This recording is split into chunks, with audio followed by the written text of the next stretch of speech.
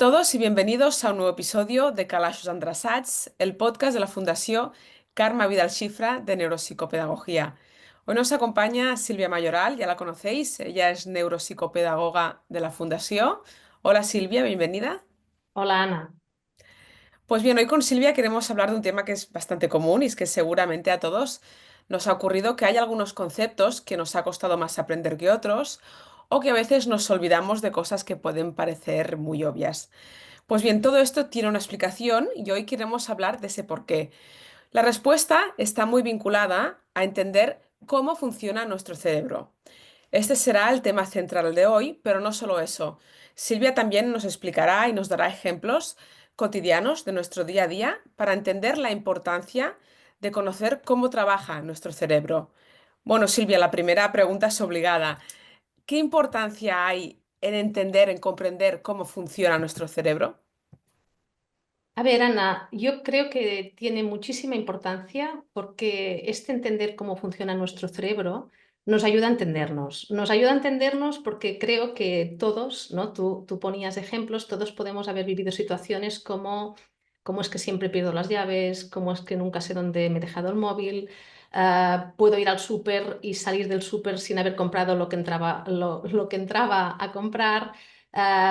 Cómo es que tengo esas listas de tareas que luego no cumplo, por qué a veces estoy leyendo y no me he enterado de lo que estoy leyendo, esa sensación a veces de que nos falta memoria, que nos olvidamos de cosas, de esos despistes. Y me parece que esas preguntas, ¿no? La respuesta a la pregunta ¿cómo es que esto pasa?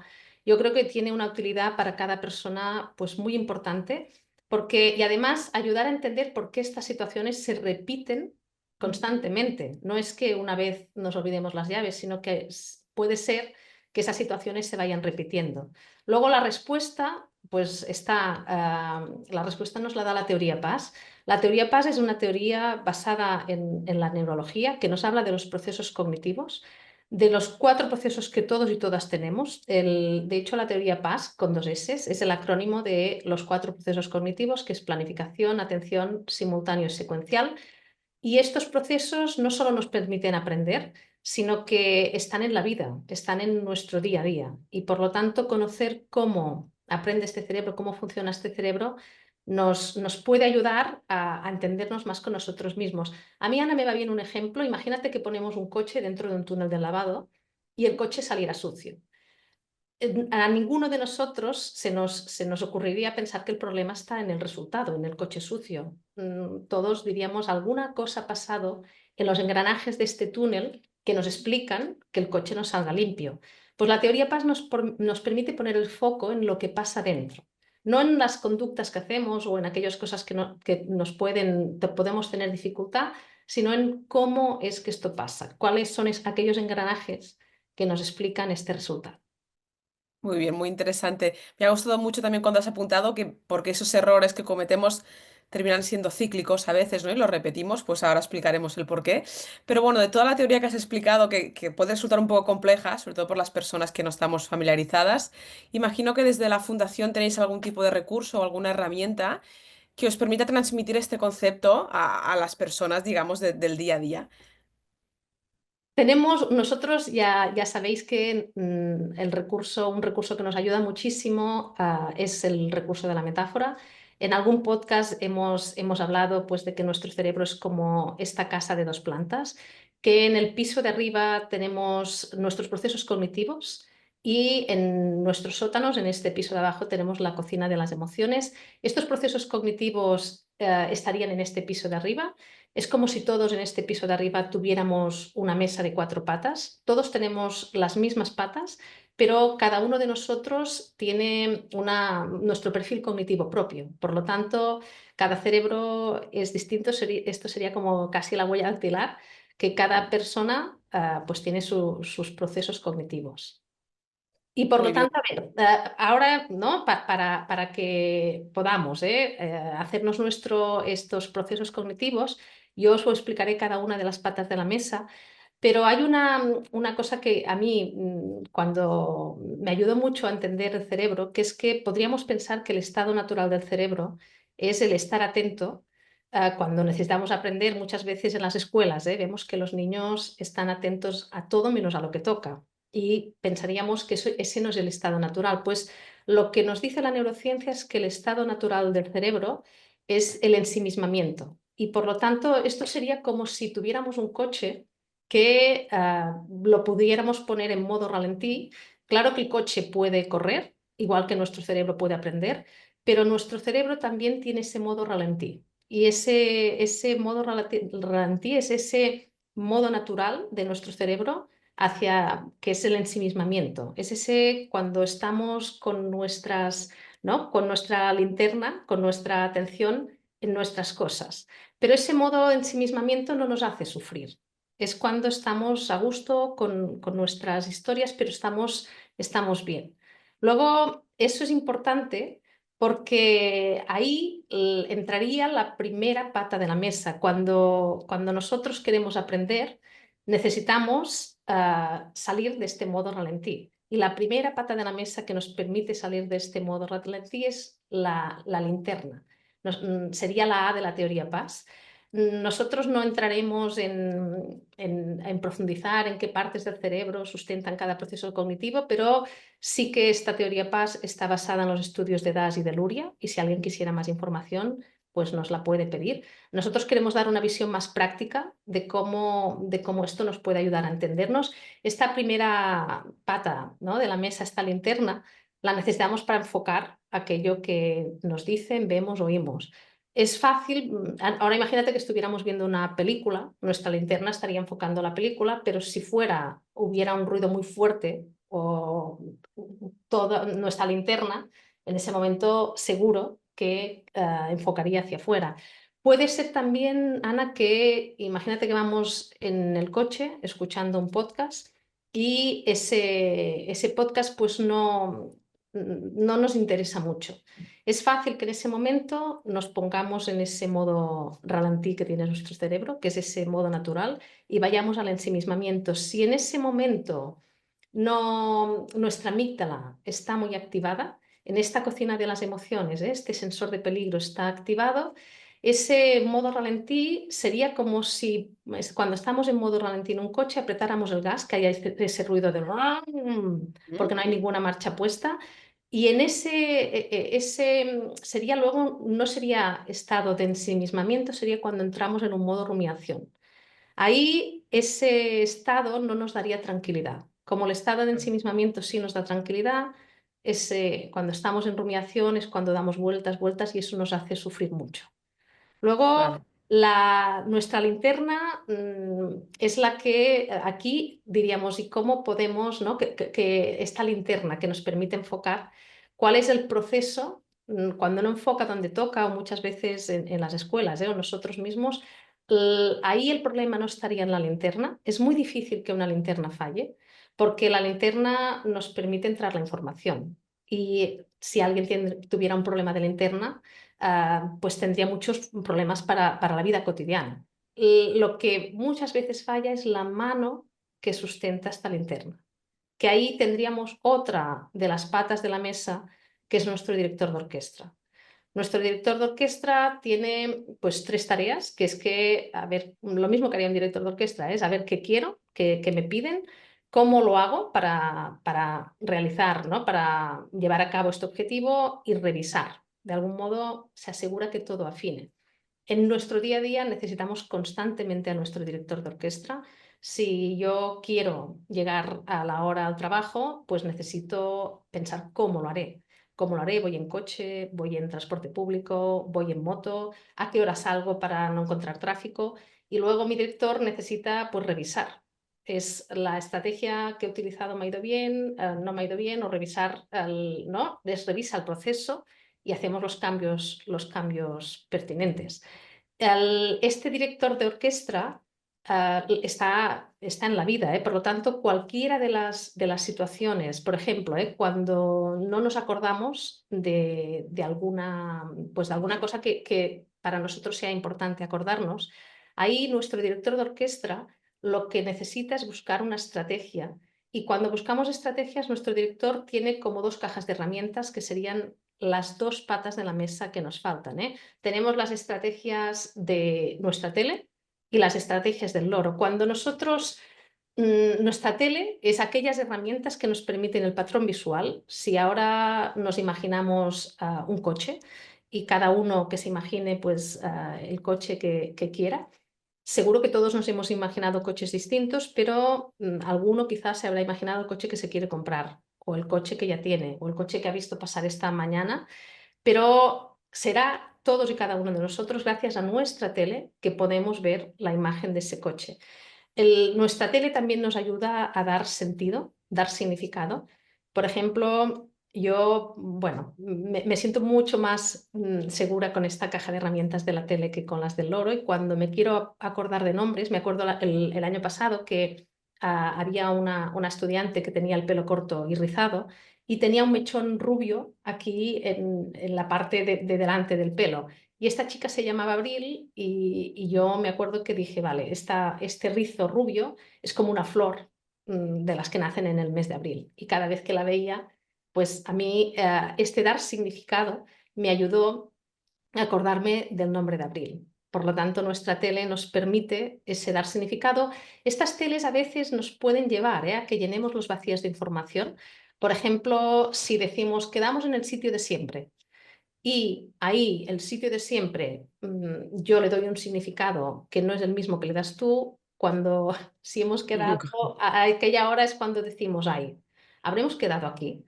Fíjate que aquí volvemos a necesitar a nuestro director de orquesta que se asegure de si aquel significado que le ha dado la tele, que controle a estas teles que a veces, bueno, pues llenan los vacíos de información, y la solución siempre estará en el director de orquesta. Y tenemos la pata del loro. Nuestra pata del loro es cuando este loro, como hacen los loros, nos permite repetir. Es la base de los aprendizajes arbitrarios, de todo aquello que es así porque es así, y de los convencionalismos del lenguaje. Si cuando éramos pequeñitos nos costó la ortografía, los idiomas, pues podría ser que este loro no nos hubiera ayudado. O, por ejemplo, me viene a la cabeza, Ana, pues el ejemplo de un compañero que cuando era pequeño me contó que cuando él era los domingos iba a una panadería y su madre le decía pues las cosas que quería que comprara. Y le decía un pan de kilo, una barra, dos donuts, un croissant, dos tartas de manzana. Y él iba caminando hacia la panadería y se iba repitiendo pues un pan de kilo, una barra, dos donuts, un croissant, dos tartas de manzana. Si se encontraba alguien que decía, hombre, buenos días, Jordi, ¡ah! Él Ya decía un pan está. de kilo y había perdido pues las palabras, ¿eh? Es fácil que en estas situaciones acabemos sintiendo, viviendo que no tenemos memoria, pero nada más lejos de la realidad. Lo que nos dice la teoría PAS es que necesitamos, ¿no?, poner el foco en el proceso. Poner el foco en que no tengo memoria sería poner el foco fuera. Lo que necesitamos es qué estrategia me va a ayudar a recordar esta lista de palabras. En este caso, esta estrategia de repetirse sería una estrategia que no le era útil. Esto sería como si yo ahora cojo un cesto de mimbre, intento llenarlo de agua y transporto pues 3 litros de agua dentro de este cesto de mimbre. Cuando llegue habré perdido el agua, y no porque no sea capaz de transportar agua, es porque necesito otro cómo, otra manera, necesito una botella. Por lo tanto, en este ejemplo que decíamos antes, volviendo al ejemplo de la panadería, si nuestra estrategia del loro no nos ayuda, podemos ir a la otra caja de herramientas, que es esta caja de la tele. Y, por ejemplo, pues podríamos imaginarnos que el pan de kilo es porque cada tarde merendamos pan con nocilla, y la barra de pan de los domingos porque mamá siempre hace cocido, y luego pues los dos donuts si somos 5 en casa y tenía dos hermanos que siempre pedían donut y donut, él siempre se pedía un croissant, y las dos tartas de manzanas porque papá y mamá siempre comían tarta de manzana. Luego aquí necesitamos pasar la lupa, y decir, a ver, esta estrategia me ha permitido retener esta lista, no pierdo esa agua, ahora sí que la he puesto en un depósito que no se me va. Y por lo tanto, cuando hablamos de personas que no hay ningún deterioro cognitivo o no hay ningún condicionante de deterioro cognitivo, eso que a veces decimos popularmente, no tengo memoria, no es verdad. El no tener memoria es la conducta, es no he utilizado la estrategia que me ha ayudado a aprender esto, pero para querer aprender alguna cosa necesitamos tranquilidad, Ana, y aquí ya estaríamos hablando del piso de abajo. Es muy importante pues que en estos sótanos haya tranquilidad, que lo queramos, que aquello para nosotros tenga un interés, tenga un sentido y que tengamos esa atención plena, esa linterna, nuestro director, pues enfoque hacia esa información relevante y busque la estrategia. Qué liberador que es ahora que lo contaba Silvia, el saber que a veces esos fallos que cometemos tienen una explicación que pasa por conocer cómo nuestro cerebro, que es particular y es único, cómo funciona, ¿no? Y a partir de aquí buscar estrategias. Creo que esto también desculpabiliza mucho a a las personas, pero también puede estar influenciado, como tú decías, ¿no? Por esas emociones. A mí me gustaría preguntarte qué papel o qué importancia juegan las emociones a la hora de interferir en esos procesos cognitivos. Pues juegan un papel muy relevante. Hemos dicho más de una vez pues, que somos emoción y si la emoción nos deja, tenemos unos procesos cognitivos. La emoción siempre va a ser más rápida que la cognición y por lo tanto es muy importante que en estos sótanos pues, sintamos tranquilidad. Por ejemplo, una cosa que nos puede pasar y que podría explicarnos la sensación, esta sensación de bloqueo de estos procesos emocionales en tareas del día a día es si yo tengo una reunión muy importante y me levanto y veo que el despertador no me ha sonado y que voy muy tarde.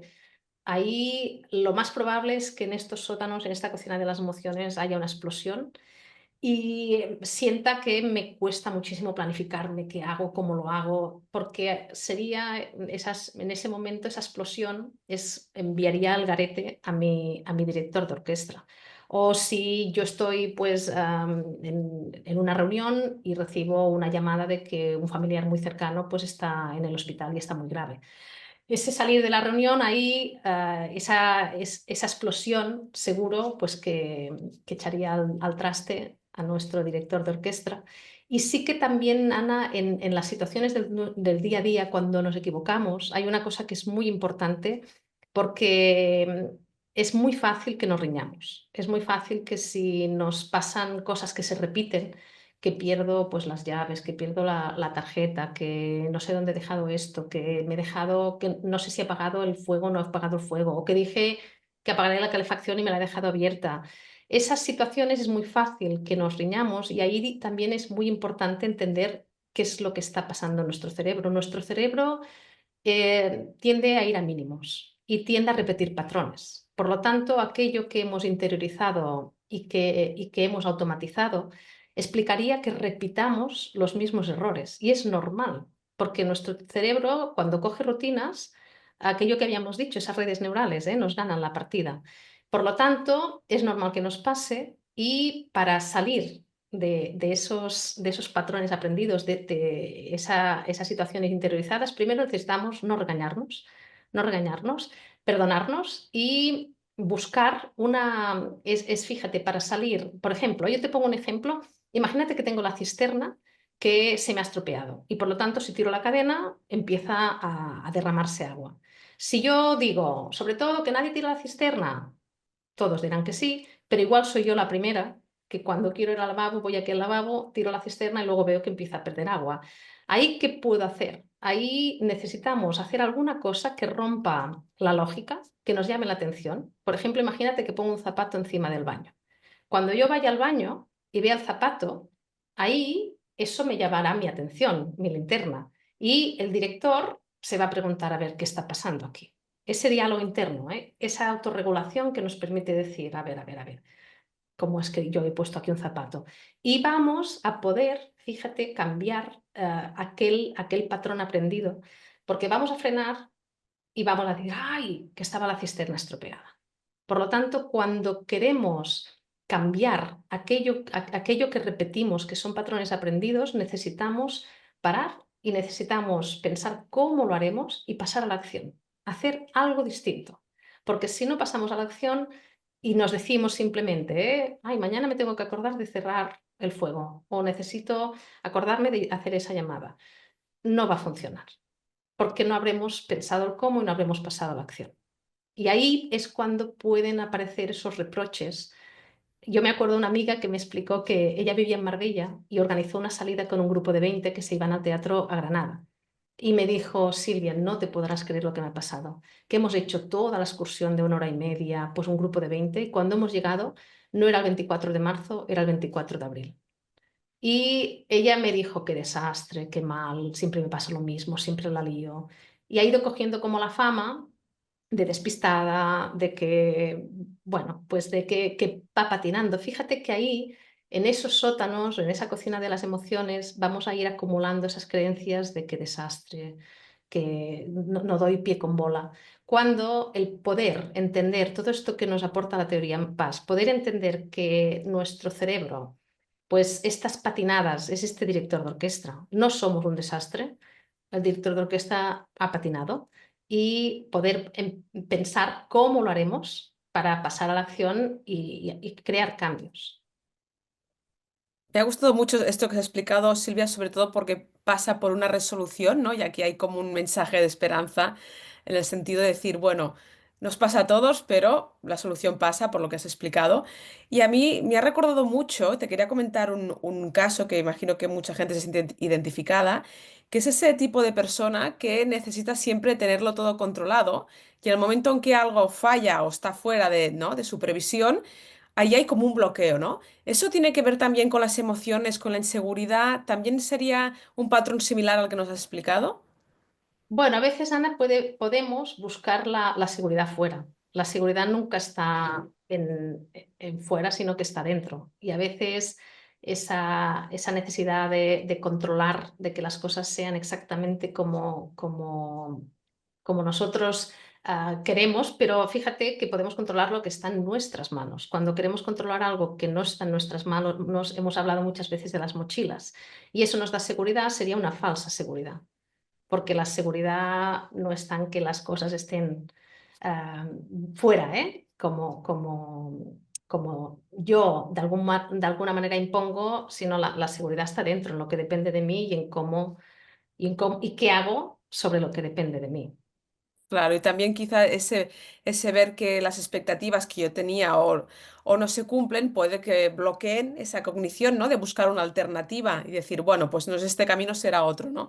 Quizá allí Claro, también. porque ahí, Bien, Ana, en función de la seguridad, pues nos será más fácil aceptar o no aquello que no depende de nosotros. muy bien. Cuando somos menos flexibles, no es que seamos menos flexibles, sino que nuestro comportamiento es menos flexible, es que ahí esto tiene también mucho que ver con aquello que decíamos de esta tendencia natural de nuestro cerebro, que habrá más rumiación que ensimismamiento. Y luego es cuando hay como la sensación de poca flexibilidad. No es que esa persona sea poco flexible, sino que ahora en esos sótanos pues falta tranquilidad. Claro, claro. Bueno, Silvia, yo creo que hemos hablado de todo lo que teníamos planteado en el capítulo, pasando primero por comprender cómo trabaja nuestro cerebro, buscar los posibles, ¿no? errores que nos pasan a todos y luego pasar por la resolución. Y no sé si llegados a este punto, ¿falta alguna cosa más que te gustaría añadir en forma de conclusión para cerrar el capítulo? Mira, Ana, sí que hay una cosa que yo creo que nos puede ayudar, siempre hablamos de nuestro papel como adultos y si tenemos hijos, pues cómo podemos ayudar a nuestros hijos. Yo creo que aquí hay una cosa que nos puede ayudar muchísimo, que es para este despertar directores, pero empezando por predicar con el ejemplo. Es decir, si hay alguna patinada de nuestro director, es normal, no pasa nada. Hemos dicho que nuestro cerebro crea patrones y repite patrones, pero es verdad que somos modelos, lo hemos dicho en más de un podcast, y si yo, por ejemplo, siempre llego tarde, pero luego le pidiera a mi hijo, director, que cómo lo harás para no llegar tarde. Claro, aquí necesito primero yo buscar una estrategia, aquel cómo y pasar a la acción. También esta parte tan importante que decíamos ahora de que despertar estos directores, necesitamos construir esta planificación, este director de orquesta y la tendencia creo que muchas veces es que desde nuestra orquesta pues queramos dirigir la orquesta de nuestros hijos. Es normal que eso nos pase. Es normal que si sabemos que nuestro hijo se deja las botas de fútbol o la raqueta de tenis, pues le digamos la raqueta, las botas y estemos encima. También a veces cuando los vemos agobiados con los estudios nos pongamos a estudiar con ellos, pero fíjate que ahí hay una línea que ayudar siempre, pero el salvar sería anular estos directores de orquesta. A mí hay una cosa que me gusta que es ese decir, empoderamos o empobrecemos a nuestros hijos, a nuestros jóvenes en las escuelas, en la vida. Y cada vez que nosotros salvamos, no estamos estimulando estos directores. A mí me viene a la cabeza un ejemplo que me explicó una mamá. Su hijo se dejaba muy a menudo pues anoraks, paraguas, pero muy, muy, muy a menudo. Y esta mamá pues le dijo pues que cómo podía hacerlo. Fíjate que no lo salvó. No le dijo, aquí salvarlo hubiera sido el anorak, la mochila y estar ahí en la puerta de la escuela. Este niño volvía solo a casa y le dijo, piensa cómo lo harás. Al cabo de unos días no se dejaba nada y le contó que se hacía una fotografía. Se imaginaba, que se hacía una fotografía cuando entraba a la escuela y cuando salía de la escuela volvía a revisar la fotografía y decía, ay, que me dejó el paraguas, ay, que me dejó el anorak y volvía hacia atrás. Aquí es un ejemplo pues de empoderar a este niño a que encontrara sus estrategias propias, porque todos tenemos nuestras estrategias para dar la vuelta a estas situaciones y la familia nos puede ayudar a que miremos hacia adentro y busquemos nuestros recursos. Cada uno tiene sus propias estrategias y esperamos que este capítulo haya ayudado sobre todo a desculpabilizar, como tú decías Sí. antes, y al final pues saber que siempre hay una solución, hay un camino que es muy particular de cada uno, pero que al final esos fallos que tenemos en nuestro día a día pues se pueden resolver. Y Entonces, son Silvia, oportunidades, y son oportunidades, Ana.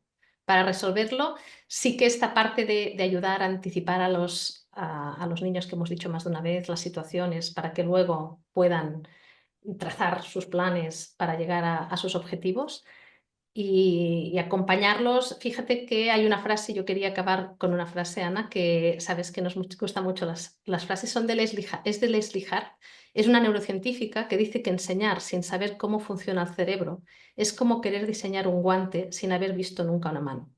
Yo muchas veces me pregunto que cómo puede ser que en las escuelas o que yo me haya pasado toda mi etapa de escolar, de instituto, sin saber cómo funcionaba mi cerebro, lo que me hubiera ayudado a mí, saber cómo funcionaba mi cerebro. Creo que ojalá pues este podcast ayude a que llegue a los centros educativos, a las familias, que tenemos estos 4 procesos cognitivos y que la importancia de entendernos los adultos para poder entender a nuestros hijos. pues muy bien. Has dado en la clave, ¿no? En esta última frase. Al final es un mensaje que lanzamos tanto para familias, como tú decías, que tienen que servir de espejo para sus hijos, como para las personas adultas, pues que puedan encontrar esas estrategias. Así que creo que ha sido un capítulo muy, muy útil y del que todos podemos aprender y sacar provecho. Así que, Silvia, como siempre, gracias por tu explicación. Gracias a ti, Ana. Y a todos vosotros, como sabéis, podéis dejarnos vuestras dudas, comentarios, e incluso si tenéis alguna estrategia que utilicéis, pues también la podéis compartir. Y hasta aquí dejamos el capítulo de hoy y acordaros que volvemos de aquí 2 semanas en un nuevo capítulo de Calaixos Andressats. Hasta la próxima.